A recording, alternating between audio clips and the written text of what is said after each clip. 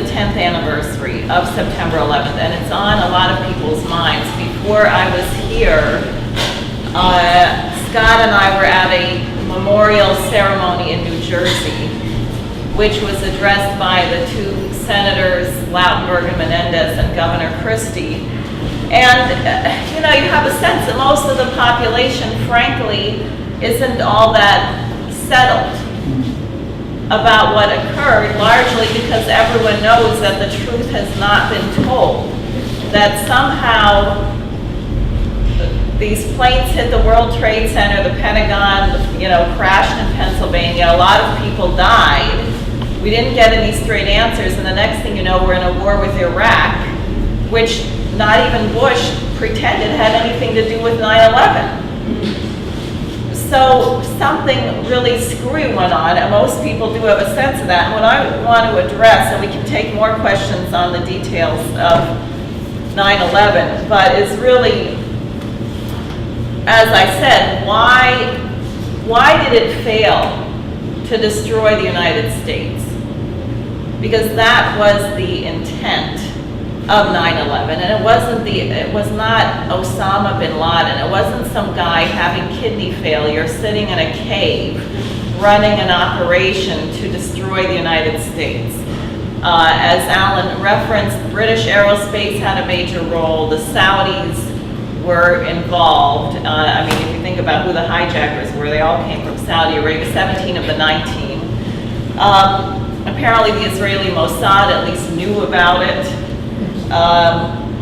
So there's a lot, but I want to go back to what LaRouche did, because you remember, and this was one of his amazing forecasts, remember the election of 2000, and it was Gore and Bush. And LaRouche said the most likely outcome of this election would be that nobody would win. And I was a political organizer at the time, and I thought, now that is really, how am I going to explain that to someone? He's saying we're going to have a presidential election and no one is going to win. That's never happened. How do you, you know? And then sure enough, you have the election and there's no winner. And remember, it dragged on for weeks and weeks and weeks. And we had the Florida recount and the floating chads and the whatever. I mean, it was really bizarre. And I want to just be very clear, Al Gore was no good either, so let's not say the country would have been better off with this guy. It was the beginning of a certain kind of destruction. And remember, in the late 90s, you had the collapse of the Asian tigers, the bubble, Malaysia, Indonesia, their economies were crashing. It was the beginning of the blowout of the Western system. Because when communism failed in 1989, when the Soviet Union disintegrated, LaRouche and others who were smart, but LaRouche in particular said, look, this is not a victory for the free trade system.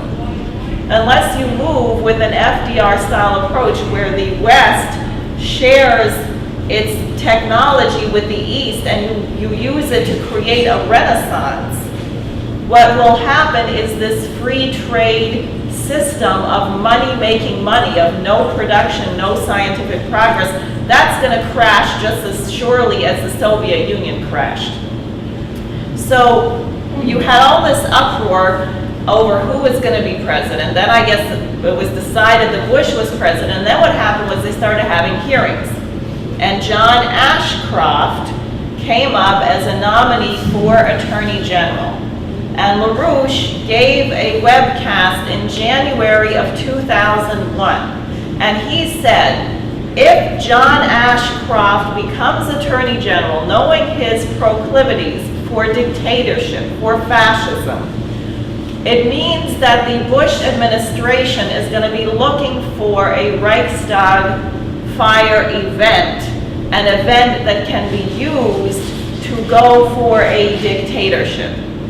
So LaRouche said that in January of 2001. Then in August of 2001, when there were moves of countries to go to a gold standard, and there was going to, remember the World Trade conference in Seattle, and they had all those kind of weird agent provocateurs with the ski masks and all of this kind of nasty, violent stuff. LaRouche put out a warning that there was likely to be a terror attack on the United States. So on the morning of September 11th, I, my husband, people who were organizers then, I was in Washington, D.C. at the time, at an intersection. Here we are handing out leaflets warning of a terror attack on the United States. And then people start driving by and say, have you heard the news? Have you heard what happened? And it was terrifying, and it was terrifying as it was here. It was terrifying to be in DC because everyone thought the White House was going to be a target. All the roads were shut down, and I mean, it's just a day that no one is going to forget. And the thing that really was unnerving was LaRouche was so on. And it turned out that morning, just as a coincidence, he was doing a radio show, Jack Stockwell, out in Utah, just as the towers were hit. And LaRouche said, I hope no one tries to blame this on Osama bin Laden. And then he also said that Bush better contact Putin, or what was it, Medvedev? Who was Putin. He better contact the head of Russia right now because we could have a real collision immediately. Now, happily, there was the discussion between the US and Russia, so it didn't escalate in that way. But again, here he was on the radio at the moment, the only coherent leadership that the United States had. But see, what is the intent of this sort of thing? What was the intent of the assassination of Abraham Lincoln, of Garfield, McKinley, of Kennedy, Bobby Kennedy, the Warren Commission? Because the United States has a particular identity which is absolutely crucial for civilization. And now we can go to the first. What I wanted to look at, this is from Adam Smith. How many people have heard that Adam Smith, The Wealth of Nations, had something to do with the founding of the United States? They always talk about it, the wealth of nations. Yeah, that's what they say. Well, listen to this. This is from his theory of moral sentiments. To man is allotted a much humbler department. Nature has directed us to the greater part of these by original and immediate instincts, hunger, thirst, the passion which unites the two sexes, the love of pleasure and the dread of pain, prompt us to apply those means for their own sakes, and without any consideration of the tendency to those beneficent ends which the great director of nature intended to produce by them. Now, what is the difference between this and an animal? A beast? Isn't that what, I have a dog. My dog is highly motivated. Food, affection, fear, that's how my dog acts. That is not appropriate behavior for a human being. That is not how human beings act. This is anti-human. This is a denial of the distinction between human beings and animals. But it is the view that was imposed very much on the baby boomer generation, which were young adults going through all these assassinations in the Vietnam War. And everyone's run up against it, where people say things like, you can't change anything. You should really take care of yourself. Don't do that for that other person because they'll never appreciate it and you're just going to get in trouble.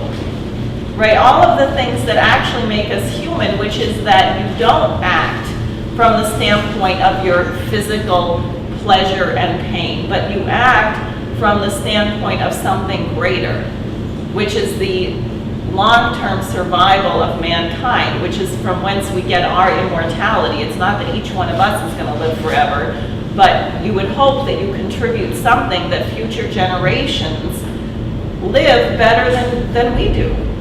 That's what it means to be human. And I can assure you that this is not on my dog's mind. That is not how he operates. Now, look at the American Declaration of Independence from that standpoint. Everyone knows this. We hold these truths to be self-evident, that all men are created equal, that they are endowed by their Creator with certain inalienable rights, that among these are life, liberty, and the pursuit of happiness. And that is fascinating because in the Massachusetts Constitution and elsewhere, and also later in the Confederate Constitution, they don't talk about life, liberty, and the pursuit of happiness. It's life, liberty, property. Property, okay? What's the pursuit of happiness? How do you measure that? And there's a difference between happiness and pleasure. For example, chocolate chip cookies. I mean, you might find pleasure in that. It's sensuous, but that's not really the source of what you would call happiness. Although it can be, no. Right. But you think about things where people say that they're actually happy, like think about these couples that you see sometimes on the street who are holding hands and they're each about 105 years old. And you think about a marriage that's been 50, 60, 70 years, that's happiness. And you can be sure that it wasn't all pleasure. It wasn't all easy. You think about landing on the moon, right? People were inspired, but people died for us to get there. There were launches where people just burned up on the launch pad. But nonetheless, there was a happiness of mankind, of bridging a frontier. This is American. This is in our Declaration of Independence. And here's another question. With what sense organ do you perceive happiness? Can you hold it? Does it have a smell? The mind. The mind, exactly.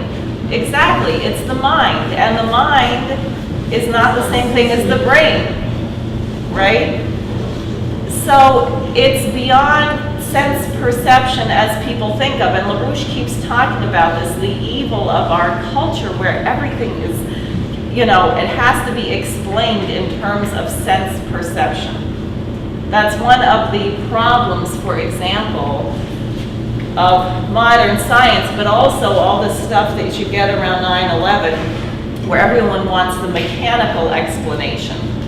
They want to know, if the planes hit the World Trade Center, did that really cause them to collapse, or was it a demolition?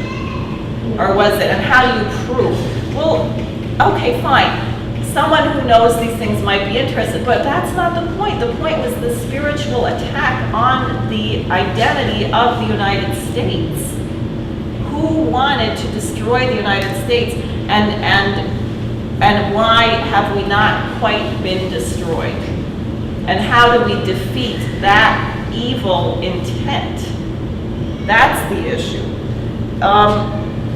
So the other question, which is really fascinating, is the question of all men being created equal. Now that definitely is not obvious to your senses.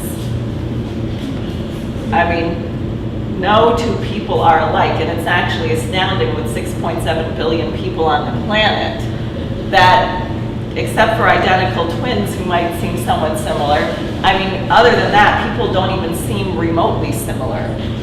I mean, you don't have confusion recognizing your friends or your neighbors, right? So people are actually quite unique, and there's over 6.7 billion of us. So the idea that every person is created equal is, again, one of these ideas. It's in the mind. It's in another domain. It's not in the sense perception. And this is really important because this is the identity of the United States. And we'll go through, I wanted to take a number of cases in history where you really get a sense of just how powerful this is. And you should know, we have been at war with the British Empire since the Massachusetts Bay Colony in the 1600s, the War of 1812, the so-called Civil War, which was the War of the Rebellion, where had we not turned the tide at Gettysburg, the British were going to recognize the Confederacy as a nation, and they were going to come to the aid of the South. And the Russians, interestingly, actually came to the aid of Abraham Lincoln. Tsar Alexander II threatened the British. They said, if you enter the war on the side of the Confederacy, Russia's going to enter the war on the side of the Union Army. And they sent fleets. They sent a fleet to San Francisco, and they sent a fleet to New York. And they said, we'll fight in the United States, and we'll fight you in Europe, too. It's interesting. Very important ally at that time. Now look at Lincoln, thinking of this identity, how the country was torn apart, and this is his second inaugural address. And the war was still going on because the war lasted for 5 years. So it had not ended. I'm just going to go to the second part. It's a short speech. Everyone should just read it next. And it ends. People have probably heard this many times. Fondly do we hope, this is on the wall at the Lincoln Memorial in Washington. Fervently do we pray that this mighty scourge of war may speedily pass away. Yet, if God wills that it continue until all the wealth piled by the bondsman's 250 years of unrequited toil shall be sunk, and until every drop of blood drawn with the lash shall be paid by another drawn with the sword, as was said 3,000 years ago, so still must it be said, the judgments of the Lord are true and righteous altogether, with malice toward none, with charity for all, with firmness in the right as God gives us to see the right. Let us strive on to finish the work we are in, to bind up the nation's wounds, to care for him who shall have borne the battle and for his widow and his orphan, to do all which may achieve and cherish a just and lasting peace among ourselves and with all nations. Okay, that embodies the United States because it's a noble conception of the dignity of what it means to be human. He doesn't say, when this war is over, we're going to round up all those Confederate soldiers, we're going to pull out their fingernails, and we're going to torture them. It would be insane. And you have this actually from the time of George Washington, because the Hessians, the mercenaries from Germany used by the British to fight us, were absolutely brutal, and they did horrific things, and they tortured our soldiers. And Washington said, we are never going to do that. We are never going to stoop to that level of degradation. And because people recognized, and there's story upon story of this in many, many different wars, that Americans did not conduct themselves in the same way as the people that we were fighting. That many, many people, like in World War II, all these German prisoners of war stayed here. They became Americans. They said this is a superior culture. Because you have, one guy wrote, he said, I got to my prison and they gave me a toothbrush. You know, what did they do to the Americans? And people may know some of these people. We had a good supporter who had they starved him in the German war camps. He was starved, just like a concentration camp. They would starve the troops, march them all over the place, and he had horrible illnesses ever since his captivity. But the prisoners that we captured were treated in a certain way, and many of them wanted to become American citizens after the war. So this, again, you see, and it was, by the way, very fascinating because the military was absolutely crucial in keeping the nation together after the Civil War. Jeff Davis and others wanted the Ku Klux Klan. They wanted to run guerrilla warfare. and just irregular war, which would have ripped the country up for decades. And the generals on both sides comported themselves with a certain standard of dignity, which really came from Lincoln, came from the top.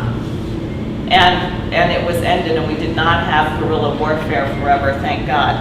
Now, one other example, which I really thought was fascinating, is Joshua Lawrence Chamberlain, who was the general. He was just a lieutenant colonel at Gettysburg. He was made famous because of what he did at Little Round Top.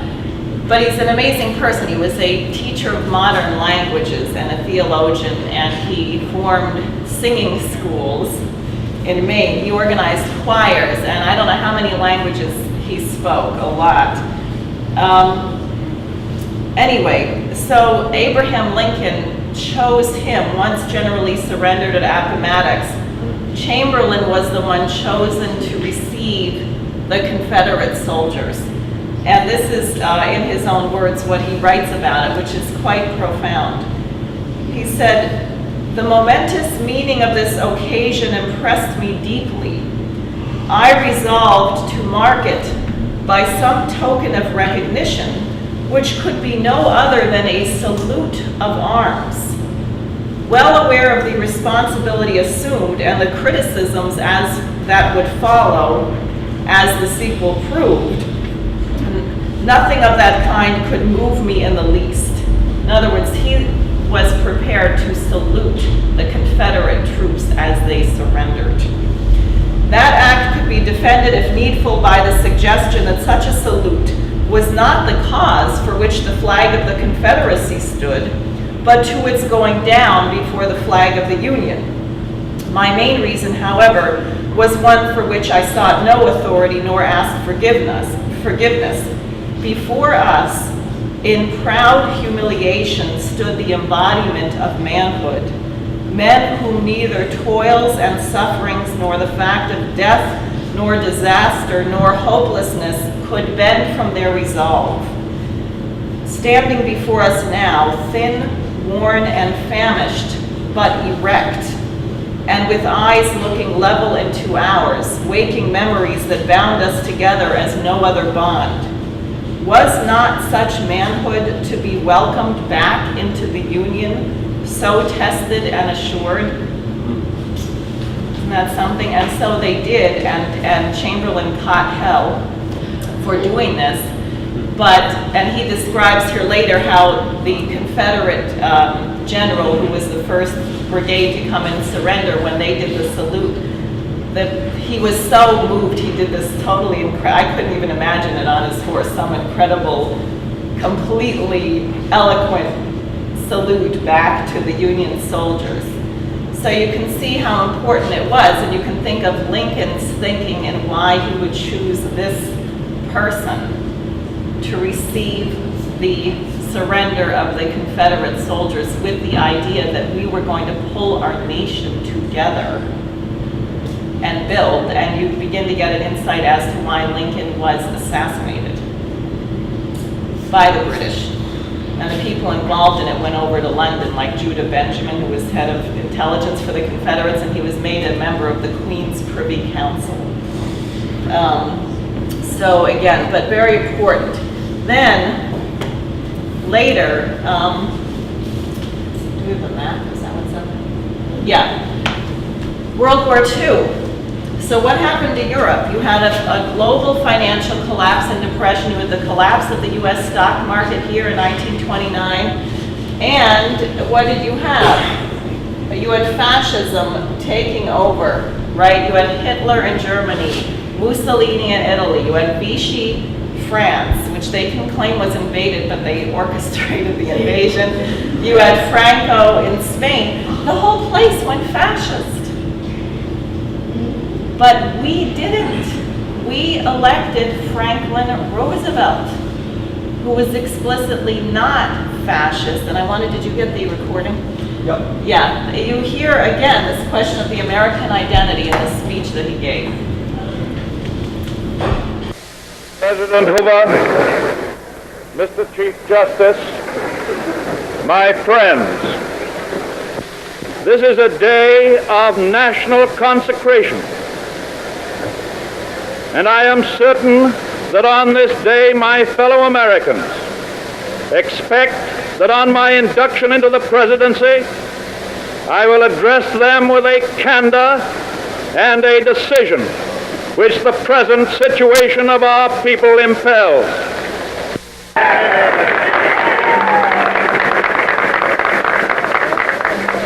This is preeminently the time to speak the truth, the whole truth, frankly and boldly. Nor need we shrink from honestly facing conditions in our country today. This great nation will endure as it has endured, will revive and will prosper.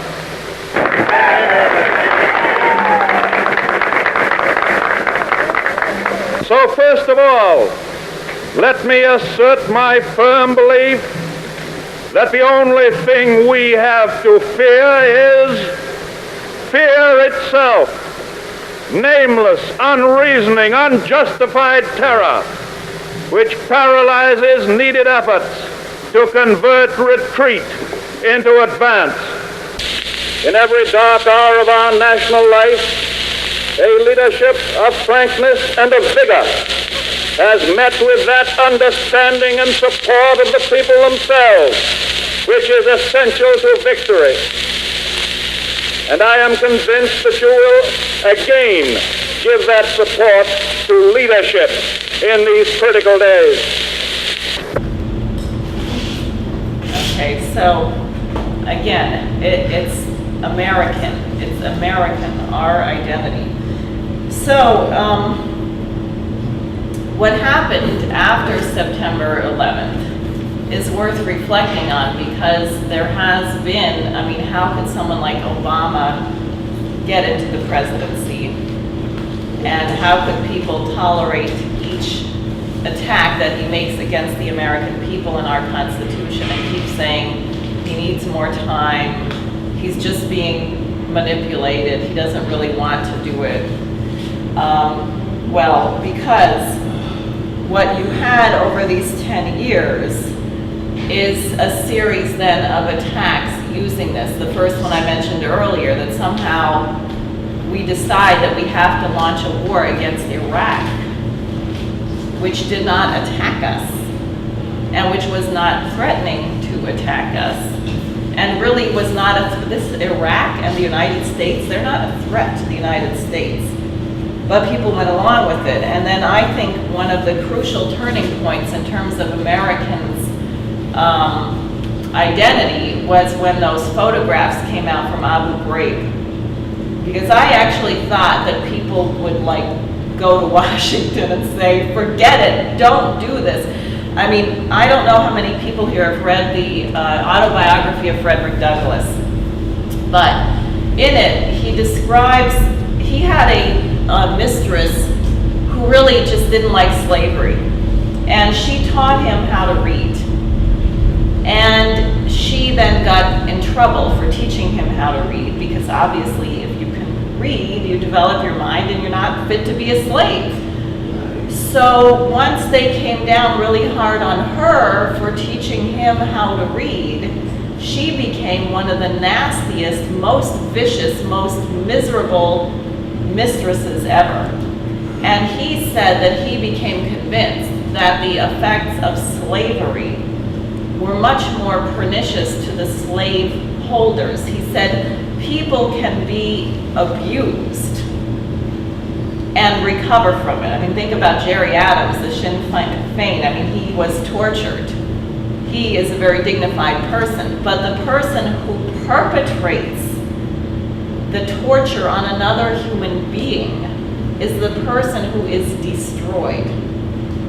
So you have a policy of telling our young soldiers to subject people who are already captured under our control to total degradation and humiliation. And this is supposed to provide intelligence. If I thought I was going to drown, I would probably say anything. I don't think you'd get very accurate, and in fact it's true. In fact, they say it doesn't work. no, it doesn't work. So there was no reason except destruction of our soldiers. This did more damage to our soldiers than to the people that we tortured. And the American people, by tolerating it, by spitting on George Washington and other top generals who insisted that we would never stoop to conduct ourselves in this fashion, Americans took a gigantic moral step backwards by allowing this. And by the way, for people who don't know, Obama absolutely, totally supports the torture policy. And not only that, under Obama, it has become officially legal to assassinate an American overseas. This was an unofficial policy before. Now it is an official legal policy. So this was part, again, of the continuing attack against the American people. So then what? Once we were prepared to go along with that, well, where is value? Is it in being human, or is it in money? Well, think about what happened with the bailout, and see, even then, remember the first vote on the bailout in September of 2007? And so many people called and emailed to Congress and said, don't do this, this is Bush was in power, Paulson was the, Federal Reserve Treasury Secretary, another Goldman Sachs guy. Anyway, and it didn't happen. Remember, it was defeated, the first vote?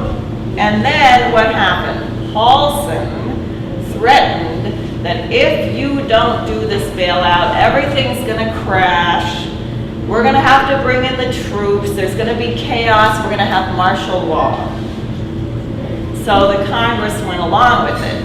And now you have people who say, many people, wasn't it necessary? So the thing that the overwhelming majority of Americans opposed in 2007, now many people say, well, wasn't it necessary? I mean, what if the stock market crashed? Where would we be? I don't know, we might still have another 30,000 police officers employed. I mean, you know, we might actually have the Army Corps of Engineers still functioning. But so there was this, we've been getting worse. Now, it's in this context that LaRouche and last November really where you got to a turning point, because you had people were getting really fed up with Obama. They realized that he wasn't the change from Bush that they were hoping for. And so on November 2nd, you had this vote where people went out and they just voted for anything just to not have Obama. And they voted for a lot of these really crazy people like Rand Paul, who think that we shouldn't even have government at all. We should just not have a government because it's a waste of money. Now, why people who think we shouldn't have a government run for office, I'm not sure of. It seems to be a little contradictory, but at any rate, so what happened, LaRouche said, because we were calling people back after the election, like 2 weeks, and they realized, oh my God, now Obama and Boehner are working together and you have a bipartisan attack on the middle class. They're going to get rid of Social Security, Medicare. There's no discussion of building anything. The space program is being taken. You realize we're taking down the space program. We have people up there that we can't get back. Right. I mean, it's insane. So anyway, LaRouche, we were calling people back and they said, I'm having a nervous breakdown. I'm out of politics. I don't want to be involved. I voted for Obama because I didn't like Bush, and then Obama was rotten, and then I thought I voted against Obama, and I got these rotten people, so just forget it. I don't want to be involved. And he said, no, what we have to do is provide actual leadership. And it was shortly after that LaRouche proposed, given his age, he turned 89 2 days ago, that he would not run for president, but that 6 of us, and we will be expanding the slate, but that 6 of us would run for Congress around the country, not about sucking up to somebody in November of 2012 and winning an election, but to use our candidacies to function as the actual Congress should function. And since that was launched, as people know, we did get Marcy Kaptur. She did introduce 1489. We do have a Glass-Steagall Act in the Congress that can be mobilized for. And now what's happening, because of all of these extreme weather conditions, the engineers, and you can go to the next slide, that we were in touch with about the North American Water and Power Alliance, oh yeah, I forgot that, that's okay, are now back very, very active. And this is just a sort of schematic of Nawapa, where there's a lot more to it, but basically we have enormous rainfall up in this area, Alaska, northern Canada, and it hits the mountains and it just goes out here, it goes into the Arctic Sea. It's fresh water, which is not used for anything, it just is lost. So what we're talking about is diverting 20% of it, bringing it down into the Rocky Mountain Trench. And this was designed in the 60s when people were still optimistic and they thought we should go to the moon and do things like that. The Parsons Group, who designed the Hoover Dam, designed this. The Rocky Mountain Trench, and then you have different routes. There's already a partial canal system in Canada, which would be more filled out and connected, so you bring water into the Great Lakes, which is urgently needed. They're getting very polluted. There's not enough fresh water flowing through. Water down this way, and then here, the West Coast, the Great American Desert, all the way down the Colorado River, which similarly is getting very dense with just chemicals and so on. You need this here. So you're talking about, and the hub of this in the United States, which is really fun, is in Idaho, which is a very sparsely populated place, a lot like Nevada, you know, where Lake Mead is now. That was the middle of nowhere. So here you have the Sawtooth Mountains, which is the highest point of this project, 5,200 feet above sea level. And Idaho has very few people living in it. So in order to actually build this, we're talking about, I think, 50 major tunnels and pumps and lifts in Idaho. You're going to have to take a lot of the workforce from here. We're going to have to take a lot of older people who are skilled out of retirement. They're going to have to train a lot of younger people. And the younger people are going to be inspired because they're going to be doing something which was considered impossible before. Also, we're going to have all these veterans. And the veterans have some skills and some discipline, so that you have a combination to put together. This would require, just the water end of it is about 4 million jobs. The nuclear power that we're going to have to build to pump the water up these lifts is about another 1.5 million jobs related to that. And then you're talking about, one estimate was it's going to take 5 years just to build the railroads from here across the country. People know Bill Roberts, our guy running in Michigan, is talking to all these machinists. It's fascinating. I had no idea that the reason you have all these machinists in this Great Lakes region is because of the types of iron and steel, and there are zillions of different types of steel depending on what you're using it for. So this was an area very rich in these raw materials, which is why it's an extremely important part of the country. This was the famous arsenal of democracy. Remember, in World War II, all the auto plants started pumping out airplanes, tanks. You know, it's very versatile. So this is something that's going to pull the entire United States into a gigantic mission with massive employment, and we're going to be forced to upgrade the level of thinking of our whole population, particularly the younger people. And given that we have the insanity of total wipeout floods over here and Texas being burned up, it is becoming clear to people that water management is actually, yes, necessary and a human approach that we should do. So now we don't have, so thanks to the intergalactic forces run by God, We don't have such a big job convincing people why this is necessary anymore. Next. Then, once you're doing all this development in Alaska, it begs the question of the Bering Strait, which is only about 40 to 60 miles across.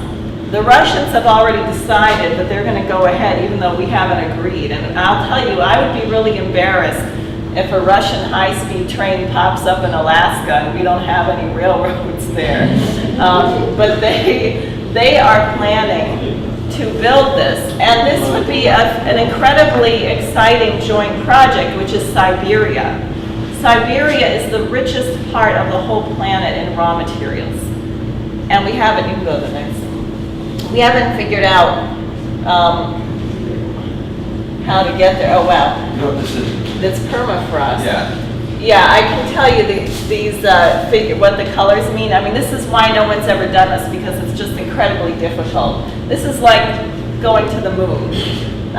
So these dark things are continuous permafrost, more than 500 meters thick. And then this shade of purple here, continuous permafrost, which is only 300 meters thick. Okay. Then the light blue is permafrost, which is only 100 to 300 meters thick. And then this is where you get a little bit of a thaw, where you have less than 100 meters of permafrost. Okay, and then sporadic frost. So it's a rough place. It is a rough place. Very extreme conditions. But I'll tell you, if human beings figure out how to live in places like this and build railroads, one of the things that we've been looking into, and we've been interviewing the top guy on evacuated tube high-speed rail. So you have a rail, a magnetically levitated rail, which people know how that works, right? The magnets are against each other, so you don't get friction. It's very little friction, no wheels. And these trains already go like, 220 miles an hour is the average speed if you don't really push it. But when you put a maglev train in a vacuum tube, it goes 1,000 miles an hour. And you want a place that is flat. So either you're going to build a tunnel underground, or Siberia is a great place for this because it's very flat. And then you wouldn't have to go 500 meters under the permafrost to get it across it. So these are the technologies that are being discussed. Remember in the 60s, and I wasn't much around then, and certainly not very old, but I definitely have a sense that our nation, people used to really think like this. What are we going to be doing 25 years from now? What are we going to be doing 50 years from now? Are our children going to be able to live on Mars in a century, our great-grandchildren? I mean, people used to think about things like that. What are we going to discover about medicine from space flight? Like this whole question of what happens to the astronauts, why do their bones, seem to decay when they're in outer space, and people thought it was because because there was no gravity. So then they had them on all these, weightlifting machines, and they came back and their bones were still falling apart. They still had osteoporosis. And then what they discovered was it comes from our electromagnetic field. The thing that builds your bone structure is part of the kind of radiation that we're subjected to on Earth. And when you're in space, you don't get it. And they're discovering that you can get people to heal much more quickly. If someone has a severe fracture, that you get this electromagnetic field around the fracture and the bone heals much more quickly than it would otherwise. Now, we would have never figured this out had we not had human beings in space. Okay, but under Obama, we're eliminating. That's not necessary. Why should we go back to the moon? We already went there. Right? So anyway, this, you can see, and you can see that doing this is going to raise the question of how come we're not in outer space. I mean, if we could figure out how to civilize Siberia, why couldn't we colonize Mars? Really? And that's the mission of human beings. And I'll tell you, this is why this identity, which is unique to the United States, because think about what Americans did. We were the first republic ever to defeat the British Empire. And that was a big deal, and people were scared. No one even dared to, no head of state dared to visit us for an entire century. They were scared to be seen with us because we had dared to stand up to the biggest guy on the planet, the British Empire, and beat them. Okay, beat them. So we defeated the British Empire. Then what did we do? The Transcontinental Railroad. We built the first Transcontinental Railroad. Think of the canal systems. Think about, I understand one of the things when a lot of foreigners did visit us finally, and when the Emperor of Brazil, who was the first foreign head of state to come here, was the Emperor of Brazil at the Philadelphia, the Centennial Exposition. And apparently, besides all of the amazing industrial technology and trains and you know, things that we were building, one of the things that people were blown away by is that American workers had indoor plumbing. That is, it wasn't just a thing for the royalty. I mean, people were blown away. Again, think about what's in the Declaration of Independence. All men are created equal, right? The identity of our nation. We were the first to land on the moon. Okay, so this is our identity. That's, oh yeah, that's a nice picture of Siberia. Okay, that must be the warm part. That's the warm part. So that, because of that profound identity, we have not yet been destroyed. But now it's close, because Europe is disintegrating, we are disintegrating, and the question really is one of leadership. And we can't simply rely on the idea. Some people, like the ones LaRouche was making fun of, who said, when the time is right, I'll act. Right? When everything blows out, I just know they're going to pass Glass-Steagall.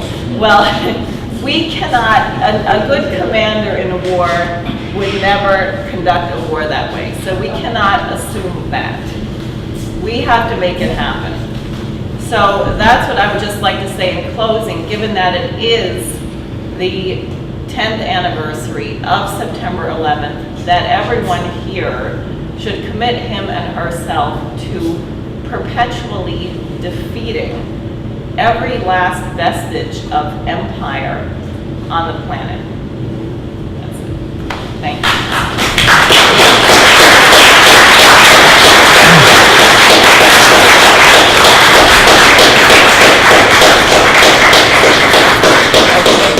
So I guess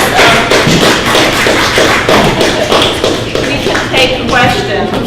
I also have an announcement, which people should be happy to hear, which is that Yvette Clark has now signed on to